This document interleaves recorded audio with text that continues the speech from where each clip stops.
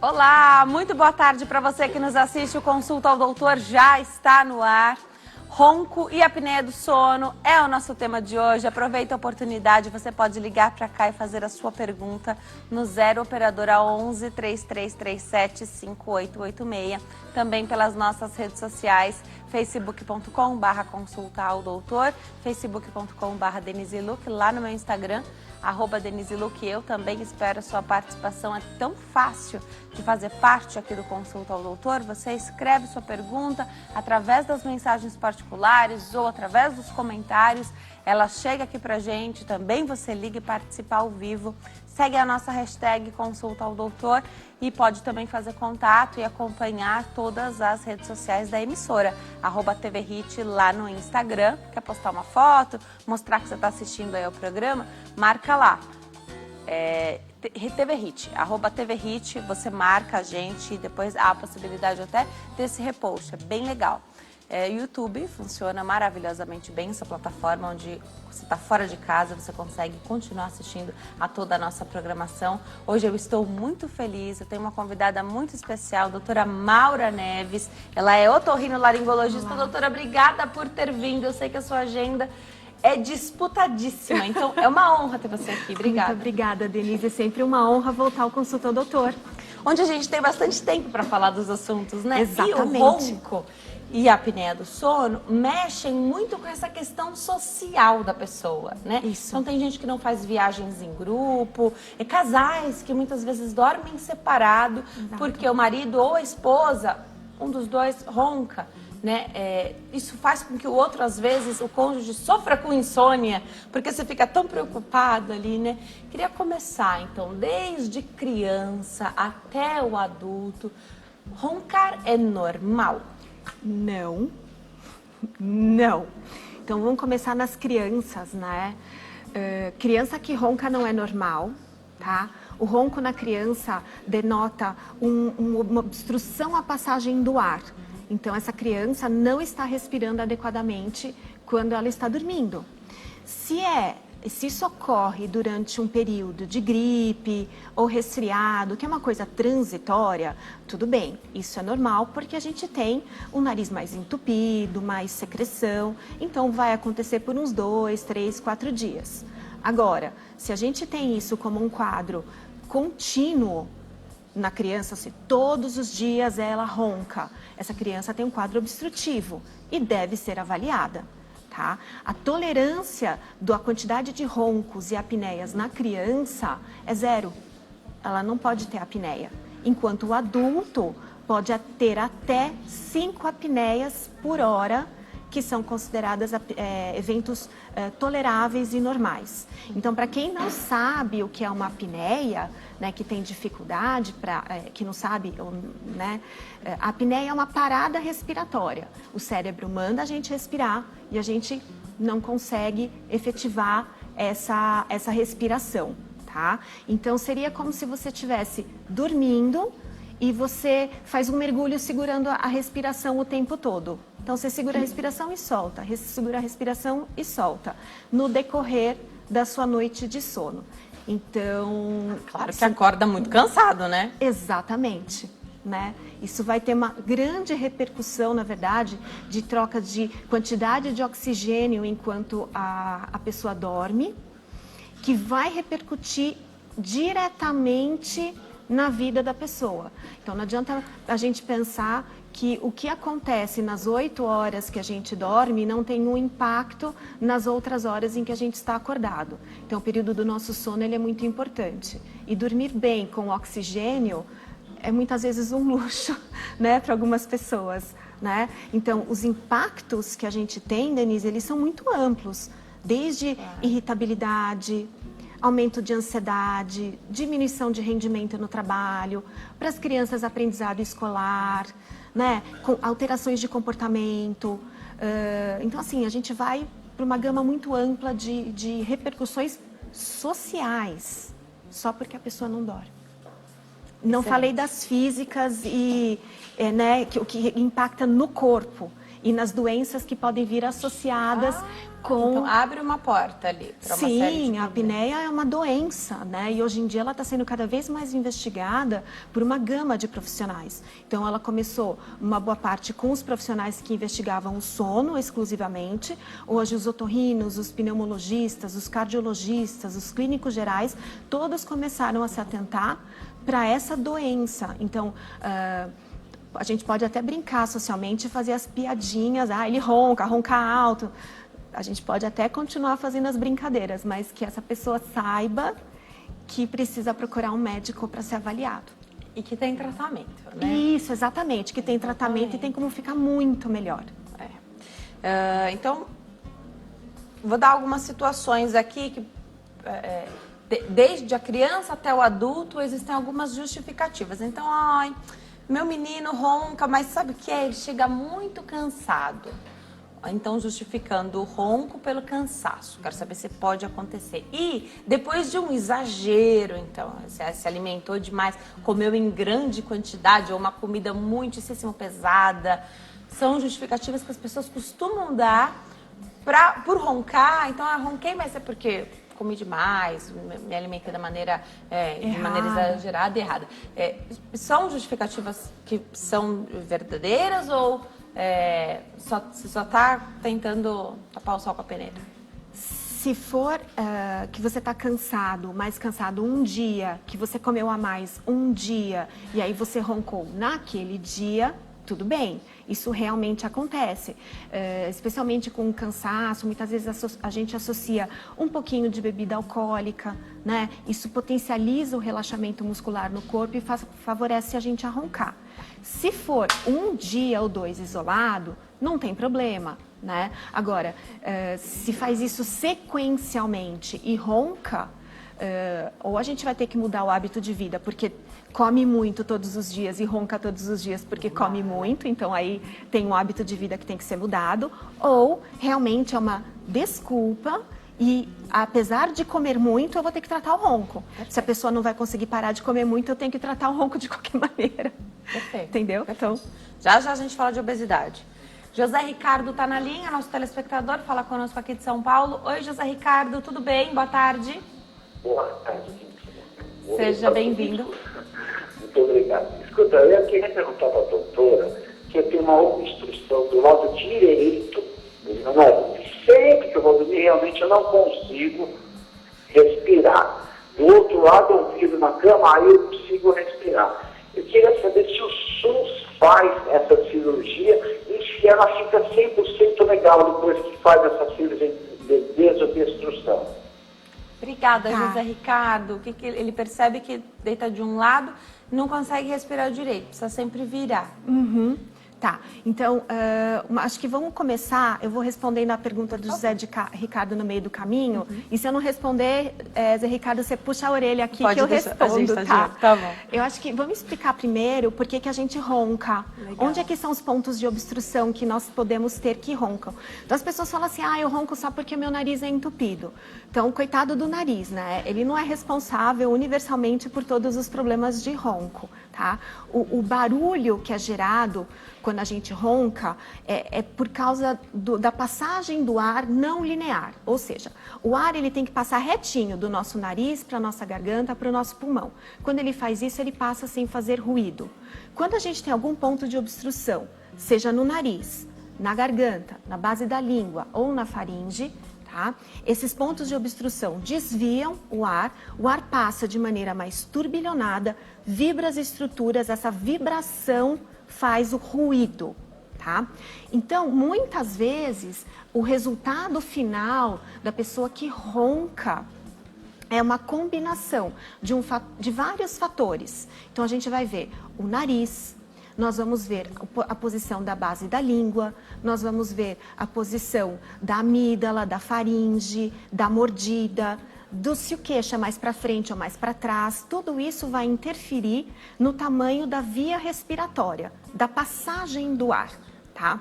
No caso do Zé Ricardo, que ele apontou, fala assim, doutora Maura, quando eu deito para um lado especificamente, meu nariz entope. Se eu deito para o outro lado, eu consigo dormir melhor. Então, isso é claramente uma percepção de um nariz entupido. Eu não sei se você tem apneia do sono ou roncos associados, tá? Se você tiver, Zé Ricardo, a gente tem que avaliar não só o nariz, como essas outras áreas que eu citei, para saber se você tem algum outro ponto de obstrução. Porque muitas vezes não é só o nariz que dá o seu ronco, tá bom? E o SUS faz sim esse tipo de cirurgia e a cirurgia sim fica boa. Agora, depende muito do ponto de obstrução. Se você tem mais de um ponto de obstrução, às vezes a gente não tem uma possibilidade de corrigir todos esses pontos de obstrução de maneira cirúrgica. Então, a gente tem que quantificar o seu tratamento. Às vezes, uma etapa é remédio, às vezes é uma cirurgia e, na sequência, pode ser necessários um tratamento suplementar para o seu ronco, que seria um CPAP, que é um aparelho para dormir, que depois a Denise já me falou, a gente vai comentar também. Ou um aparelho intraoral, que é um aparelhinho que põe dentro da boca, que puxa um pouquinho a mordida para frente e a língua, tá? Então, a gente tem diversos tratamentos que vão ser complementares a depender de cada caso. Só para lembrar, né, você pode navegar aí pela internet, naqueles sites chineses, tem uma série de ferramentas aí que prometem mexer com essa questão de ronco e apneia do sono. Isso precisa de tratamento médico, tá? Precisa ir ao médico. O seu médico diz para você, tá vendo quantas opções? É o seu médico que vai dizer qual é a melhor opção para você e com certeza ele não vai pedir para você buscar na China. Tem aqui mesmo. Tem aqui, a gente tem. Só para lembrar, porque hoje com a internet a gente vê de tudo, né? Eu vi uma faixinha uma vez, gente, é complicado. Não saia comprando, você vai perder dinheiro, né? Isso. Porque pode não servir para você, enfim. A gente não sai comprando coisas para saúde sem as devidas certificações, né? Sim. E aprovações, inclusive, dos nossos médicos, mesmo no SUS. No SUS o médico também vai indicar para você, afinal ele é médico, o que é melhor. Doutora, você falou de tantas coisas maravilhosas aqui, mas a primeira delas que eu quero abordar é respirar bem. Parece um luxo, né? Então, eu não tenho nenhuma queixa de respiração, mas eu conheço muitas pessoas que têm, e quando elas fazem o mínimo progresso, então ainda não ficou 100%, o médico ainda tem mais o que fazer. Você falou que às vezes precisa dividir o tratamento, Isso. a abordagem, né? Então mudou uma coisa, nossa, a pessoa já conta que mudou a vida. Tem uma outra vida, né? As pessoas se acostumam a não respirar bem também, né? Sim, elas se acostumam por simplesmente ou um receio de algum tratamento ou porque simplesmente não tem aquele padrão mais do que é a boa respiração. Então, uma etapa da minha conversa com os pacientes muitas vezes, Denise, é chamar atenção para o padrão de respiração, a pessoa se perceber respirando. Então, perceber que quando ela acorda pela manhã, se está com a boca aberta e com a boca seca, né? Puxa o ar pelo nariz. O nariz está desentupido, né? Quantas vezes por dia você se pega com a boca aberta, respirando com a boca, né, ou com o nariz tampado? Se atrapalha na atividade física, sabor dos alimentos, porque o nariz entupido também impacta na parte alimentar, né? Então, são vários pontos que primeiro, às vezes, eu peço para o paciente. Às vezes, ele já vai me respondendo, porque ele tem essa noção, mas ele não consegue juntar tudo na mesma prateleira. E aí ele começa a juntar tudo, ele percebe e fala assim, puxa, eu acho que realmente eu não respiro bem, né? E aí vai partir muito dele a opção de fazer o tratamento ou não. Porque assim, se você não respirar pelo seu nariz, se respirar pela boca, você vai continuar vivo, né? Existem repercussões para a sua vida em relação a isso. Tem um motivo pelo qual a responsabilidade do nariz é levar esse ar para dentro, né? Exatamente. Tem função o nariz, tem inclusive função. Os pelinhos do nariz. Todos eles, né? O pelinho, o aquecimento do ar, a filtragem, a umidificação do ar. Tudo isso é função do nariz. Então, assim, você vai ter um impacto da sua qualidade de vida se você não respirar pelo nariz. O quanto que isso vai mudar a sua rotina, né? Você vai roncar mais à noite, você não vai conseguir praticar um exercício físico. A gente, hoje em dia, a medicina estuda muito a qualidade de vida, né?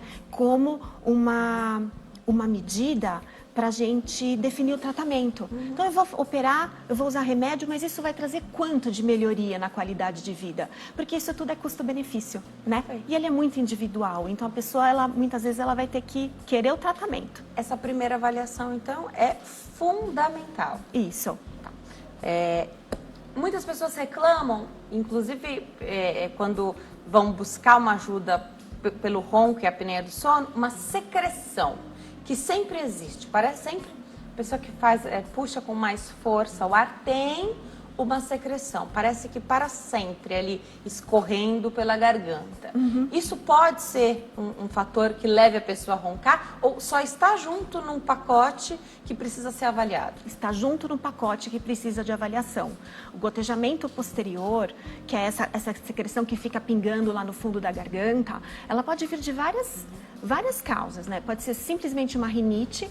Quem vive em qualquer cidade do país que tenha um carro já pode ter um pouco de sensibilidade respiratória. Em grandes cidades, né? Imagina em grandes cidades, né? Então, ou pode ser uma sinusite, assim, a gente tem uma gama de coisas que pode ser. A gente tem como tratar, mas isso isoladamente não vai causar o ronco. Tá. Uma questão de nascença. Então, toda essa estrutura mais flácida, essa estrutura que tem seu papel de abrir e fechar na hora de entrar o ar e de engolir e que vai repercutir lá no sono, na questão da língua, de repente esse peso da língua para trás fechando esse espaço, pode ser uma questão, uma estrutura, a pessoa nasceu assim, ela precisa trabalhar porque essa já é mais flácida, essa região já é mais flácida da pessoa. Tem isso? Tem isso. A gente tem algumas síndromes que já vêm com um conjunto. Além da flacidez muscular, vem com alterações de forma crânio-facial. Então, a maioria das síndromes faciais, elas geram um estreitamento do espaço respiratório. Uma que é muito conhecida, que são os nossos pacientes especiais do coração, são os pacientes com Down, né? Os pacientes, por exemplo, com síndrome de Down, eles têm uma flacidez muscular, a língua é maior, eles têm uma alteração da face que predispõe muito à apneia do sono. Então, são crianças que já roncam desde pequenininhas ou que já têm problemas de apneia desde pequenas. E também tem tratamento. Sim, lógico. E são tratadas porque já mais vem cedo também, na né? síndrome. Então, existem outras síndromes também. Crianças que não têm síndrome, depende muito da configuração crânio-facial. E isso, lógico, que a gente também herda dos nossos pais, então é um misto de hereditariedade e de fatores de crescimento da face. Então, se a gente tem alguma criança com, exemplo, um queixo pequeno, né? Tem crianças que nascem com queixo menor do que a gente espera, ou um queixo mais para trás. Isso tudo vai empurrar a base da língua para trás, reduzir o espaço respiratório e fazer com que a criança tenha ronco e pausas respiratórias também. Agora, tem um fator que assusta já desde cedo, hoje em dia, muito mais do que já foi em décadas passadas, que é a obesidade infantil. E Sim. a obesidade pode ser um fator de risco para ronco e apneia do sono, é isso? Sim, exatamente. A obesidade, na verdade, ela age piorando o ronco, então eu também vou explicar, porque eu acho que explicando fica mais fácil, né? Quando a gente ganha peso, gente, quando a gente engorda, a gente tem células de gordura que ficam aqui na nossa pele, tá? Então a gente engorda a bochecha, engorda tudo pro lado de fora, mas a gente tem deposição de gordura dentro do nosso corpo também. E nessa região da garganta, ela é um tubo. A gente tem deposição de gordura nesse tubo, o que gera estreitamento do raio, né, que é um círculo, né? Então, isso reduz bastante a área de passagem do ar. Então, a obesidade, ela cursa com algumas coisas. Primeiro, um aumento do peso que a gente tem que levantar para poder fazer essa respiração. E segundo, com o estreitamento da via respiratória. Então, são dois fatores que associados vão fazer com que você ronque, né? E eu falei de obesidade, mas de repente Para você nem faz a continha lá do IMC, você nem tá na obesidade, mas ganhar esse pezinho aí, extra, já pode fazer essa diferença, né? Pode, porque, não, como eu falei, são múltiplos fatores. Claro. Eu citei antes os fatores de anatomia, né? Nariz, boca, garganta, base da língua. E tem esses fatores também de obesidade. Se a pessoa, às vezes, usa algum outro remédio, porque tem um transtorno de ansiedade, depressão, tarja preta, usa um relaxante muscular, né? Pessoas que têm insônia e usam indutores de sono, que você debilita ainda mais o seu centro respiratório. Então, vamos pensar no ronco e na apneia como um copo. Você vai enchendo o seu copo e uma hora ele verdadeiramente transborda. Como é que a gente vai dar uma esvaziada no copo para equilibrar um pouco esse quadro respiratório? Pequenas mudanças já podem trazer esse conforto, né? Isso. E uma coisa muito interessante, Denise, que a gente tem visto, e ontem eu ouvi uma reportagem do Márcio Atala, que eu ouço bastante, eu ouço os podcasts dele, e ele estava falando sobre a apneia do sono, obesidade, né? E ele falou de um trabalho, eu achei muito interessante, eu ainda vou procurar esse trabalho, e é uma coisa que eu falo muito para os meus pacientes. Assim, se você não dorme bem, você vai ter ânimo no dia seguinte para fazer uma dieta alimentar e exercício físico para perder peso? Não vai. Não vai, né? E aí o educador, ele falou o seguinte, que tem esse trabalho que eu vou procurar, então aqui eu só estou parafraseando ele, que quando você não dorme bem, você tem a tendência de fazer uma alimentação no dia seguinte com cerca de 500 calorias a mais do que você faria normalmente. Por quê? Porque isso é comprovado. Você não dorme bem, você muda os seus níveis de liberação de cortisol, de insulina, hormônio da fome, hormônio de saciedade. Então, seu corpo ele fica em alerta, ele vai ter mais fome. E essa fome é de coisas que geram energia. Eu falo para os meus pacientes, você não vai dormir bem, você vai ter fome e não vai ser de um prato de salada. E aí, controlar o peso fica muito mais difícil. Então, às vezes, a gente tem que, tratar um pouco o ronco e ela dar uma melhorada para conseguir ter ânimo para fazer atividade física, dependendo do caso. Cada caso é um caso, gente, é muito individual. Perfeito. Vamos me preparar para dar um recado, doutora? Enquanto eu chego até lá, vou te deixar essa pergunta aqui. Você citou o uso de remédios para dormir como algo que pode levar a pessoa a sofrer ainda mais com essa questão da estrutura aqui, né, de estreitar ali o espaço. Então, na verdade, a gente já sabe, né, tudo você tem que buscar a causa do problema. O remédio para dormir, ele pode ser momentâneo ali, tá no lugarzinho dele, mas utilizar para sempre, então pode ter grande prejuízo, né? Fala um pouquinho enquanto eu chego até lá, por favor. Claro. Eu acho que todo mundo precisa das suas medicações, né? E eu aqui não vim falar que não pode usar o remédio para dormir. Justamente ao contrário. O que eu sugiro sempre é que seja feito isso de uma maneira com um profissional que avalie você como um todo e não de uma maneira isolada. Quando você é avaliado de uma maneira isolada, a gente pode incorrer em medicações que melhoram uma parte e pioram outra. Então, tomar bastante cuidado com isso, tá bom? Eu vou para o intervalo, no próximo bloco tem mais bate-papo. Até já!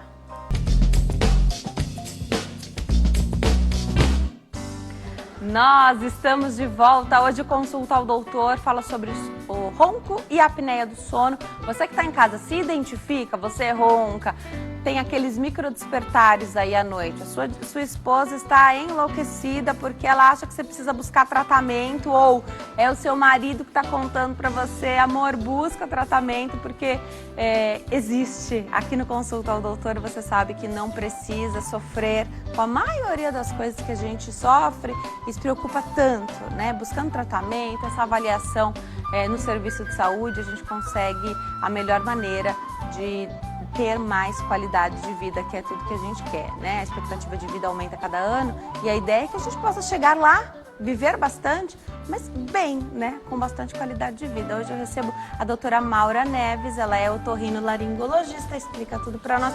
Eu tô adorando o bate-papo, porque você vê, a proposta é falar de ronco e apneia do sono, mas tem tanta coisa que rodeia essa temática, né? Então nós já falamos de respirar bem. Você chegou a falar um pouquinho de rinite, sinusite, que podem ser repercussões aí também importantes, isso, né? Então são questões que sempre estão ali em volta. E você falou, eu até anotei, amígdalas grandes. A gente costuma ver mais crianças sendo operadas dessa questão das amígdalas. Mas tem muito adulto que conta, sabe o que é? Eu sempre tive as amígdalas maiores. Se eu fico com uma dorzinha de garganta, nossa, minha qualidade de vida fica muito comprometida, porque o espaço ali é o mesmo, né? Queria que você explicasse um pouquinho, doutora. Opera as amígdalas grandes, ou amígdalas que de repente não que são grandes, mas sempre dão problema? Então, estão sempre inflamadas? Tá. Em relação a indicação cirúrgica, ela é muito Também muito fechadinha, né? Vamos dizer assim, entre aspas. A gente tem alguns critérios que indicam cirurgia de amígdala, tá? Então, primeiro, se ela é grande em top, tá? E segundo, se você tem um número aumentado de infecções bacterianas, ou seja, que são infecções que necessitam de uso de antibióticos. Uma dor de garganta por um resfriado não vai ser indicativo de você tirar a amígdala, porque tirou a amígdala, vai continuar tendo resfriado e a garganta tá lá, então a garganta vai continuar doendo, com ou sem amígdala, tá? Na criança, um fator muito importante de ronco é a parte obstrutiva que faz a criança ficar com a boca aberta, especialmente entre os 3 a 5 anos de idade, é o aumento tanto da amígdala quanto da adenoide, que popularmente é mais conhecida como carne esponjosa, né? Então, nas crianças é muito frequente. Então, nessa faixa etária, como eu falei, 3 a 5 anos, a criança está lá com a boquinha aberta, roncando. E é um momento assim, um período da criança que é normal, realmente, é esperado que ela tenha essa dificuldade respiratória. É esperado do ponto de vista físico, mas a gente não vai deixar que ela fique tendo apneia à noite. Então, isso vira um critério de cirurgia para essas crianças, tá? Se a criança tem uma amígdala grande ou se eventualmente não é tão obstrutiva, não tem ronco, não tem apneia e passou, cresceu e chegou lá na adolescência, começo da idade adulta, com uma amígdala que é maior, e aí ganhou um pouquinho de peso, entra no dia a dia, né? Começou a roncar um pouco mais, essa amígdala ela pode ser um fator causal? Sim, pode ser. Lembra do nosso copo que eu falei? Muitas vezes ela não é o único fator, mas ela é um fator sim que a gente tem que considerar. E aí nesses pacientes a gente acaba sim removendo a amígdala, tá? Porque você ganha espaço dentro da boca, ali perto da base da língua, e aí tem mais espaço para o ar passar. E a amígdala é uma das estruturas que chacoalham e aumentam também o volume do ronco. Então, muitas vezes, quando a gente tira a amígdala, a gente ganha espaço respiratório e melhora também um pouquinho o ronco, tá? Não estou dizendo aqui que resolve. Isso a gente tem que ver caso a caso, tá? Mas ela sim colabora, e isso é certo que ela colabora. Tá. Então, essa cirurgia, as pessoas costumam dizer... Eu não gosto de dizer que nenhuma cirurgia é simples, mas popularmente as pessoas costumam classificar, né? O leigo costuma classificar, essa é mais simples, acho que porque faz em criança e a criança recupera tão bem, né? Mas não tem cirurgia simples, né? Pode ser o dia a dia do profissional, mas tudo vai exigir ali um pré-operatório, um pós-operatório adequado. Isso. Mas o que tem de mais simples é aquilo que está nas nossas mãos, que é... Por exemplo, quando está no combo todo de um copo que uma hora ele transborda, é a obesidade. Sim. Agora, estruturas, vou imaginar super obesos ou pessoas que passaram muitíssimo tempo muito acima do peso. Essa estrutura pode ficar comprometida mesmo depois da perda de peso? Então vai precisar uma outra abordagem ali, talvez até cirúrgica, mesmo a pessoa tendo perdido esse peso, que a princípio era o que fazia transbordar esse copo? Pode eventualmente acontecer, ela pode cursar com mais flacidez muscular. Existe uma linha de tratamento hoje que vem começando, que é um pouco de fisioterapia para essa musculatura, para refortalecer essa musculatura e melhorar a força muscular nessa região, tá? O ronco, de maneira geral, ele depende do peso e uma outra coisa que enche o copo é a força da musculatura. Por isso que, normalmente, as pessoas mais velhas roncam mais do que os mais jovens. Também porque os mais velhos ganham mais peso, porém, os mais velhos têm menos força na musculatura como um todo no nosso corpo. Então, a musculatura da garganta também fica mais fraca e fecha mais. Então, essa força muscular, muitas vezes a gente pode intervir de outras maneiras, cirurgicamente ou, eventualmente, com um pouco de algumas linhas de fisioterapia. Mais um profissional aqui que eu vou anotar, porque já vou falar do trabalho multidisciplinar, tá? Maria Auxiliadora está na linha, fala conosco da cidade de Ji-Paraná, em Rondônia. Oi, Maria Auxiliadora, tudo bem? Boa tarde. Boa tarde, é um prazer falar com vocês, tudo bem aí? Tudo ótimo, Maria Auxiliadora, obrigada por ter ligado. Fica à vontade, a gente já te escuta. Tá, eu agradeço. Meu esposo, ele tem apneia do sono direto. Ele foi ao otorrino ultimamente e no exame clínico, o médico constatou que além da adenoide, parece que ele tem um nariz que foi quebrado dos dois lados. Foi assim que ele falou. Ele falou que nunca viu caso igual. Aí ele pediu uma ressonância, mas meu esposo ainda não fez, tá para fazer. O problema é que ele engasga muito. Ele engasga com ar, engasga com água, engasga com alimento e isso me deixa apavorada. Eu queria saber se tem alguma relação, esse engasgo dele, com os problemas de respiração. Maria Obrigada. Auxiliadora, quantos anos tem o seu marido? 54. E o que você disse que tem quebrado? Que estrutura que era essa que eu não escutei, por favor? Quebrado? O que você falou que você tinha? Que o médico falou. Que o médico... Ah, tá. O médico no exame falou que parece, quando fez o exame clínico, parece que o nariz dele foi quebrado. O nariz. Dos dois lados. Ah, então dos dois lados. dá a impressão que ele só pediu a ressonância, que ainda não foi feito. Só que é um caso que parece raro para ele, que ele nunca tinha visto. Tá bom. Tá. Obrigada, Maria Auxiliadora. Continue assistindo que a doutora vai tentar te ajudar. É claro que o marido dela já está sendo acompanhado por um médico, o que a doutora vai orientar aqui ele vai precisar voltar para o especialista dele, né? Lógico. Então, você vê, Auxiliadora, o que eu estava comentando sobre os pontos de obstrução. Então, o nariz quebrado, ele realmente pode ter tido uma fratura ou pode nem ter percebido, alguma bolada aí, alguma pancada durante a infância pode ter feito esse nariz ficar mais entupido, tá? Mas, como eu te falei, o nariz não é o único ponto de entupimento à passagem do ar. Tem que olhar para a boca, para a amígdala, para a base da língua, tem que olhar para o peso também, tá? E esses engasgos, durante o sono, eles denotam pausas respiratórias, né? A pessoa para de respirar, para de fazer barulho, de repente ela dá uma engasgadinha e volta a respirar. Então isso é o que a gente explica, os pacientes também explicam pra gente, a gente interpreta como uma apneia, uma pausa respiratória. Tá? Agora, se ele engasga durante o dia com saliva, você falou que ele engasga até com ar, vale a pena também comentar com esse profissional que já os acompanha para avaliar essa parte a gente chama de deglutição, que é o ato de engolir. Tem alguma coisa na garganta que não está trabalhando bem? Não está bem coordenado? Por que ele está engasgando tanto? Então, são exames específicos que podem ser feitos junto com essa avaliação da apneia do sono, mas que são exames para outra queixa específica, tá bom? Eu perguntei a idade, porque a gente sabe que no idoso é queixa frequente, a questão dos engasgos é uma grande preocupação. Mas o marido dela é super jovem, tem 54 anos. Isso. Né? Então chama ainda mais atenção por ele ser mais jovem. Exatamente. Então a gente tem que ver, tem muitas causas, né, para engasgo. Então aí tem que avaliar bem direitinho. E o exame, que é a ressonância, vai dizer o quê? Eu não tenho certeza se ele pediu uma ressonância ou uma tomografia. Ah, tá bom. De qualquer maneira, o que é mais fácil a gente pedir é a tomografia, tá?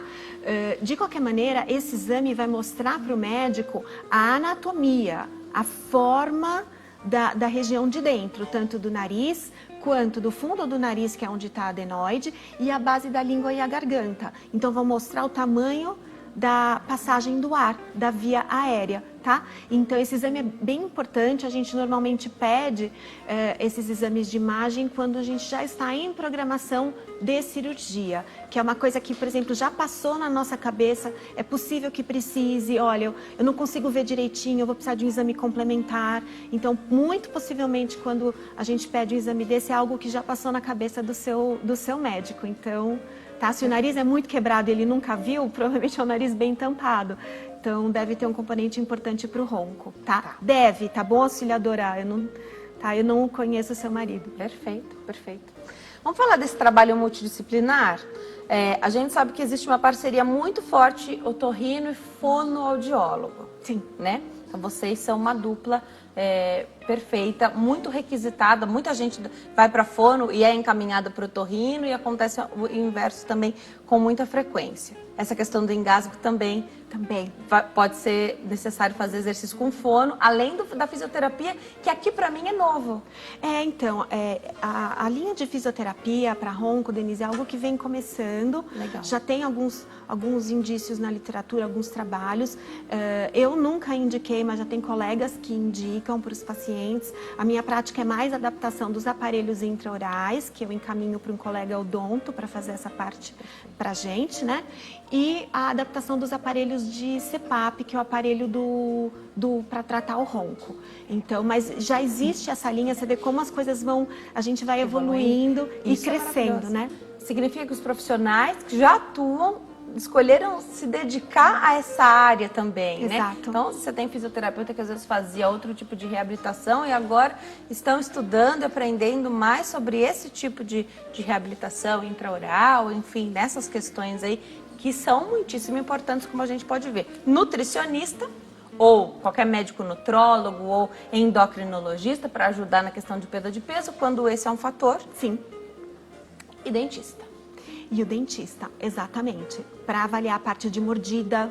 Ou o dentista ou um bucomaxilo, né? Perfeito. É a mordida, a composição Pode ser que precise também operar. Sim. Dependendo do padrão ali. Sim, uma das cirurgias que são feitas são as cirurgias da parte de ortognática com os bucomaxilos, né? Por quê? Porque impacta, essas cirurgias têm o foco tanto na mandíbula quanto na maxila, que é essa parte aqui do rosto, tá? Que traz um pouquinho para frente para poder aumentar a área respiratória.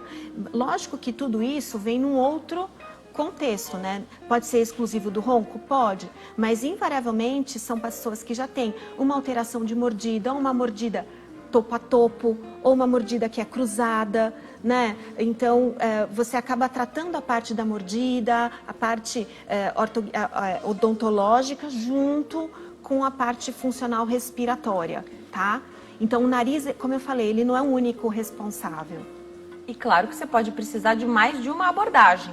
Precisa, de repente, desobstruir nariz, às vezes também precisa fazer essa outra cirurgia com o dentista ou bucomaxilofacial. Isso. Mas nunca na mesma abordagem cirúrgica? São cirurgias diferentes? São cirurgias diferentes. Tem alguns profissionais otorrinos que também realizam essa parte de ortognática, tá? E muitas vezes tem equipes que fazem em conjunto, tá bom? Eu acho que temos profissionais aqui em todas as áreas muito coordenadas. Eu já fiz esse procedimento junto, no mesmo tempo cirúrgico que um bucomaxilo, e já fiz separado. A minha sugestão como profissional é tentar fazer em 2 momentos, porque mexe muito e o pós-operatório é muito difícil quando a gente opera os 2 simultaneamente. Então, de custo-benefício, eu acho que fica melhor separar. É que a ideia, eu penso, né, como leigo, como paciente, o que a gente quer? Fazer tudo de uma vez só, porque aí já recupera tudo junto, mas o pós-operatório pode ser tão mais devagar quando você faz no mesmo tempo, que pode não compensar realmente. Nem para você voltar para o trabalho, que essa é a grande preocupação, né? A gente tem que estar bem, quer voltar logo a trabalhar. A cirurgia do nariz, normalmente, é uma cirurgia muito tranquila, vamos dizer assim. Eu já classifiquei como tranquila. É tranquila, tá? Para você, doutora, a gente sabe, mas a gente entendeu. Mas assim, até para o paciente que vai ser operado, ele consegue voltar para o trabalho num espaço de tempo curto. Ela é tranquila porque não é uma cirurgia que dói, você não necessitaria de tanta medicação para dor, né? Diferente, por exemplo, de uma cirurgia de amígdala num adulto. Essa é diferente, essa não é tranquila. essa entra na categoria de cirurgia difícil, não para o médico, mas acho de recuperação pós-operatória, tá bom? E a ortognática, essa que faz para o ronco, que traz o mesh na mandíbula, então são cirurgias que envolvem cortar osso, colocar plaquinhas, às vezes fica com a boca um pouquinho fechada um período, então a alimentação fica difícil, então realmente o tempo de recuperação é um pouco maior. Então tem que planejar certinho esse procedimento. Já recebi várias mensagens de que depois de uma cirurgia plástica no nariz, a pessoa veio a roncar e não tinha esse problema antes, ficou com o nariz obstruído. Eu já recebi muitos profissionais cirurgiões plásticos aqui, muitos trabalham em conjunto com os otorrinos quando precisa fazer a questão da funcionalidade, né, do nariz. Mas essa pergunta de obstrução depois da cirurgia, tendo em vista que um resultado final de uma rinoplastia só vai ser obtido lá com 1 ano, pode ser normal ou pode precisar visitar um colega otorrino mesmo estando no pós-operatório ou nesse período em que o nariz ainda está inchadinho, você não está com resultado? Não era para perder a respiração aí, doutora? Se for no pós-operatório mais imediato, ou pelo menos nos primeiros, assim, vamos dizer, 3 meses, a gente até dá um desconto, né? É muito difícil qualquer profissional otorrino, pelo menos no que... Eu tô falando por mim. É muito difícil a doutora Maura, acho que fica mais fácil. Eu, por exemplo, intervi num paciente que tenha feito uma plástica nasal com menos de 1 ano, tá? Com o nariz tampado, lógico, sem conversar com esse profissional antes ou sem esperar o tempo de cicatrização total do procedimento cirúrgico. Porque, gente, uma coisa que a gente não consegue determinar são os resultados que a mãe natureza trazem pra gente. Isso está fora do controle do médico e fora do controle do paciente. Isso precisa ficar claro também. É a mãe natureza que determina. Às vezes a gente precisa dar o tempo para ela funcionar e resolver. Às vezes ela se resolve, né? Então, se a gente intervém de uma maneira inadvertida ou mais intempestiva, precoce, realmente a gente pode piorar ou atrapalhar bastante. Então, não é normal a gente roncar depois, pelo menos não é esperado, não é o que a gente gostaria que acontecesse, tá? A gente quer ficar com o nariz bonito e que respire. Também não adianta operar, ficar com o nariz bonito e respirar pela boca depois, porque o nariz está entupido. De jeito né? nenhum, isso é então, provavelmente não é o que o seu cirurgião plástico também queria. Ele queria um nariz bonito e que funcionasse. Eventualmente, a cicatrização não é do jeito que a gente gostaria mais, né? E aí pode ser que seja necessário realmente um outro procedimento. Perfeito. Sempre vai precisar da avaliação, né? E quanto mais informação você conseguir passar para o profissional, melhor, né? Claro. E essa conversa também com outro especialista, e aqui também cabe uma intervenção. Às vezes a gente gostaria de ter um médico para cuidar da gente a vida inteira. E o otorrino, a gente precisa tanto de otorrino a vida toda, né? Desde a infância até a velhice, que o ideal seria ter um que conhece inclusive a sua família, o que já é ali comum na sua família. De repente todo mundo opera amígdala porque tem as amígdalas maiores, né? Algo que você já traz. Ele seria excelente ter esse médico dessa especialidade te acompanhando, mas isso não é muitas vezes o que acontece. Não. Mudou de região, mudou de estado, mudou de cidade, o médico mudou, não atende mais aquele plano de saúde ou não está mais naquele posto no SUS. O importante é levar exame, o histórico, uma história bem contadinha, com o máximo de detalhes, ajuda demais, né? Muito, porque assim, aí a gente parte do ponto que a pessoa está pra frente. Se a gente não tem essa informação, eu costumo brincar que eu ando que nem caranguejo, ou eu ando pros lados, às vezes eu não consigo ir pra frente, ou repito alguma coisa que o colega já fez, sem saber, né? E aí o paciente pode ficar também triste com a gente, mas tem que contar tudo. A adaptação desses aparelhos aí intraorais, muitas vezes o dentista, na conversa com o paciente, busca o otorrino, faz essa avaliação. E quando é que você diz assim, ó, pode ser que para você um aparelho intraoral funcione melhor do que um CPAP, que funcione melhor do que cirurgia? Como é essa conversa? De novo, pensando no nosso copo, e como é uma avaliação muito individual, tá? Cada paciente vai ter um perfil, uma anatomia, um tipo de padrão de ronco e de quantidade de ronco. Então, o aparelho intraoral, para tratar o ronco, ele só é indicado para pacientes com ronco leve. Tá bom. Tá? Então, um ronco moderado a severo, que cursa com um índice maior, um número maior de apneias por hora, tá? Que acima de 15 eventos por hora, eu não tenho indicação de um aparelho intraoral. Para você saber se é leve, moderado ou mais intenso, você Preciso fazer um exame de titulação desse ronco, que é a polissonografia. Tá? E a partir daí eu tenho uma ideia de como é o padrão de sono, tá? Tanto a divisão de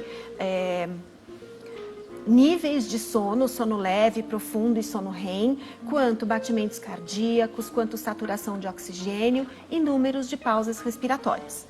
Então, a partir desse exame, eu consigo determinar qual é o grau da apneia dessa pessoa.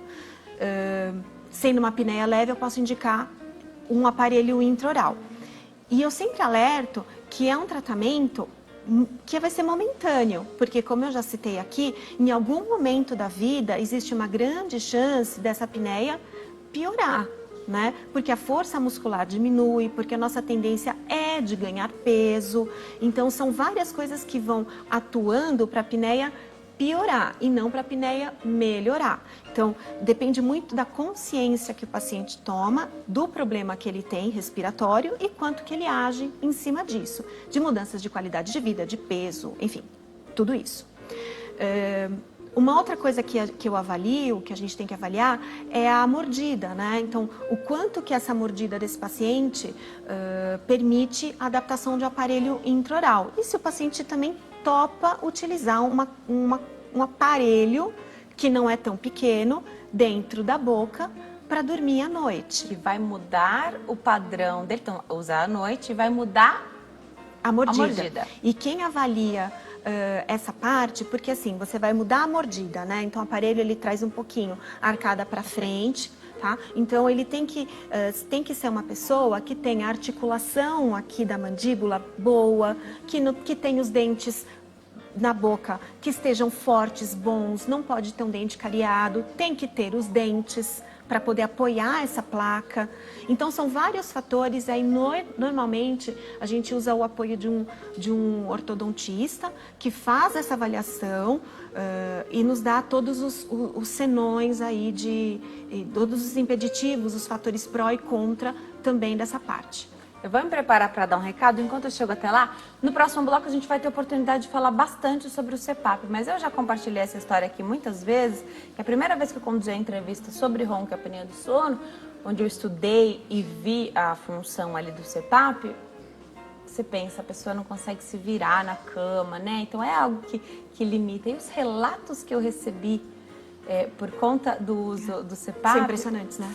Impressionantes, fora do comum, porque as pessoas dizem que tem uma outra vida depois do CPAP, Mudou a né? Então, é muito legal.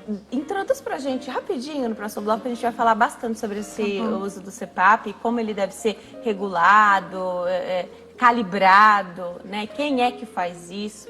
Hoje eu sei que os aparelhos estão cada vez menores, inclusive as pessoas levam para viajar, levam em voo, levam tudo.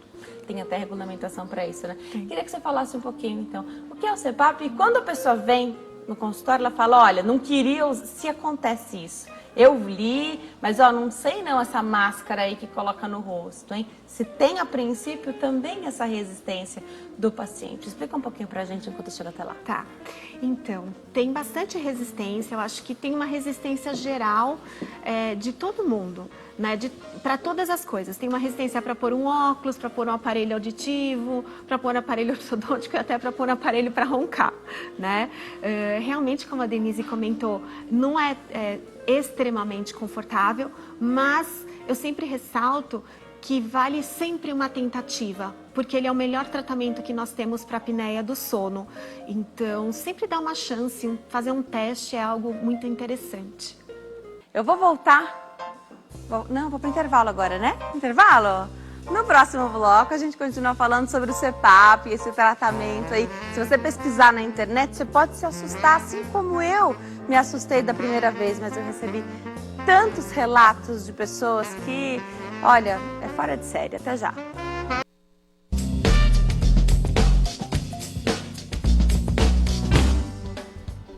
Nós estamos de volta. Hoje o Consulta ao Doutor fala sobre ronco e apneia do sono. Aproveita a oportunidade, ligue para cá, faça a sua pergunta.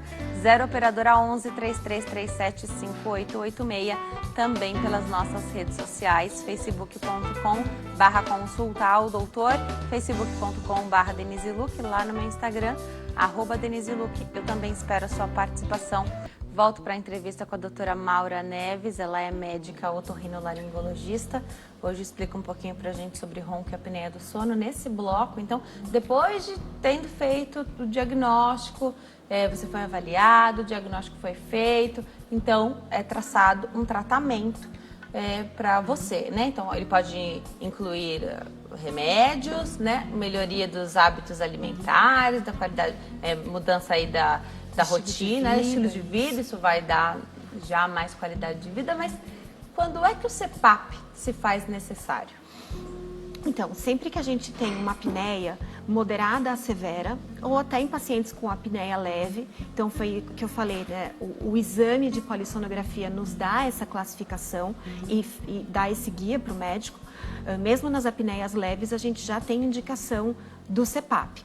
A diferença é que em alguns pacientes com apneia leve, a gente pode, ao invés do CPAP, optar de início com o aparelho intraoral, tá? E aí, na sequência, muitas vezes, com o CPAP. Também desculpa te interromper, você corre o risco da pessoa não se adaptar com aquele aparelho intraoral. Exato. Era indicado para ela fez a adaptação. Sempre uma tentativa. Perfeito. Tá? Perfeito. E mesmo quando está com o aparelho intraoral, a gente tem que fazer os testes para saber se funcionou, porque não é só colocar o aparelho e sair livre. Faz a polissonografia com esse... Muitas vezes a gente pede para fazer uma polissonografia com o aparelho intraoral para saber se ele está sendo eficaz.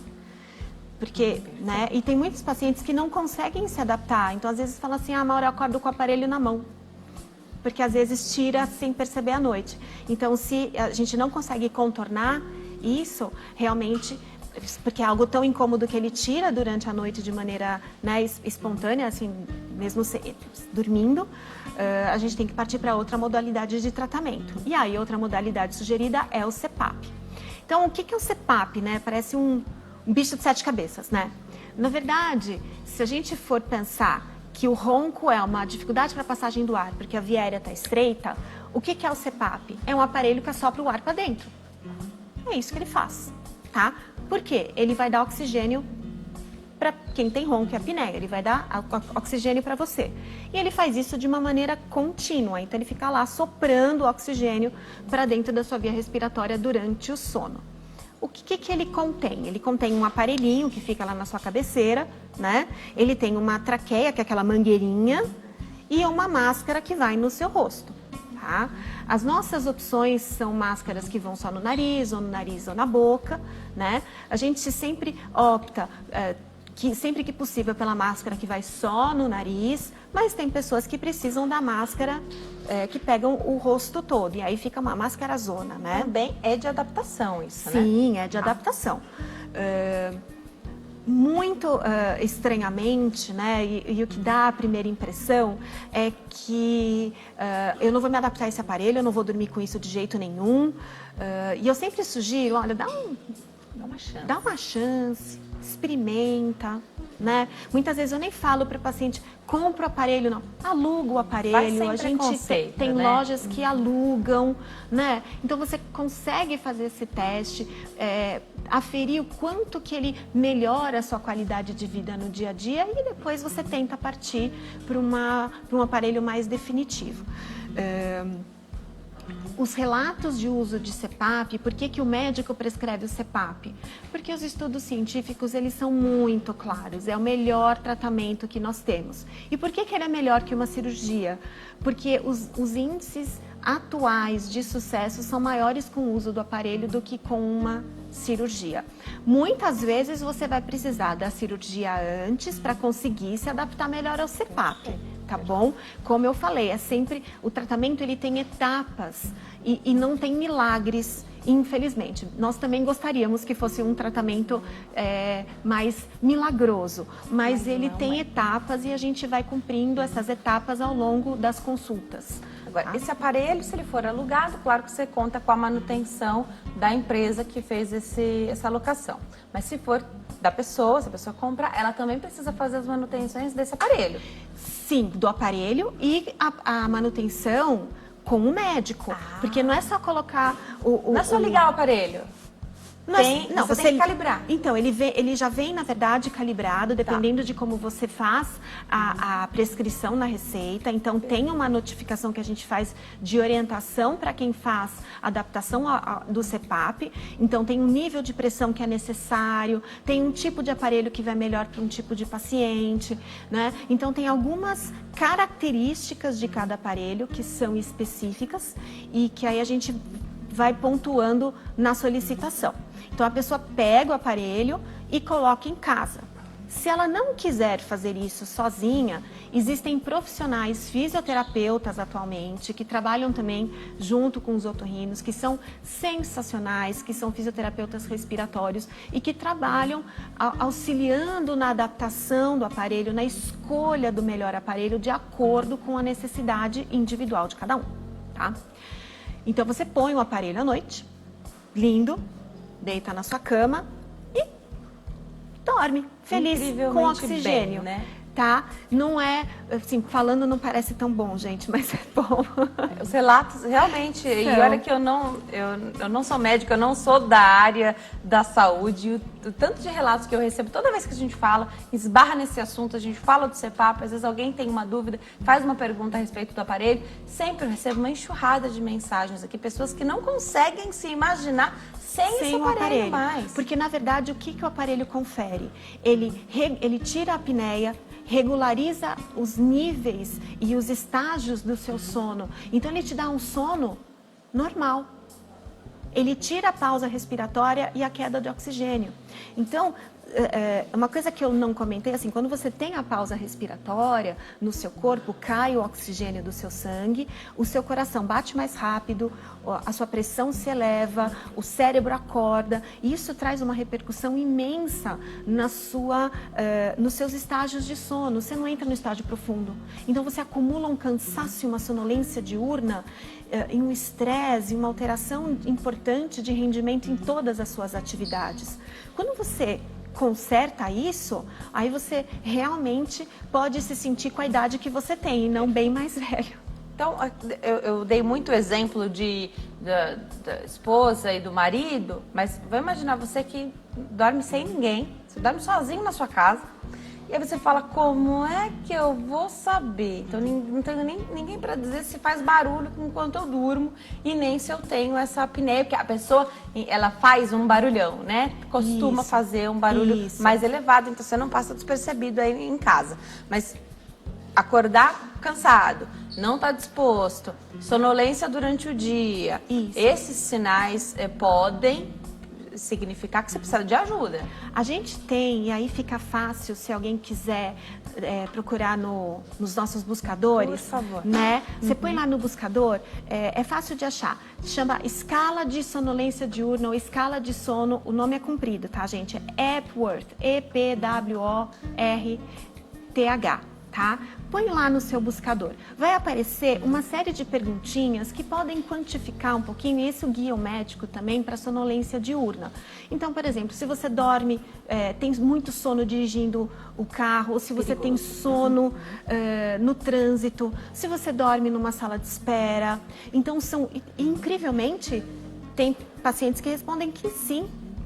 Se o médico atrasa um pouquinho, você dorme na sala de espera? Durmo. E olha que é um lugar, isso da sala de espera chama muita atenção, porque é um lugar de tensão, né? É um lugar de tensão, é um lugar que tem outras pessoas junto, quer dizer, você não conhece, e você simplesmente não consegue controlar o seu sono. Então, isso denota uma sonolência diurna. Você dorme numa reunião, por exemplo, de trabalho, ou você tem muito sono? Então, assim, tem algumas perguntas que vão guiando, e aí, dependendo da pontuação, a gente sabe que é uma escala de sonolência mais significativa ou menos significativa. Então, a gente tenta atuar, porque a sonolência diurna, ela impacta muito no rendimento de trabalho, no rendimento do dia a dia, na irritabilidade, e isso impacta nas relações sociais.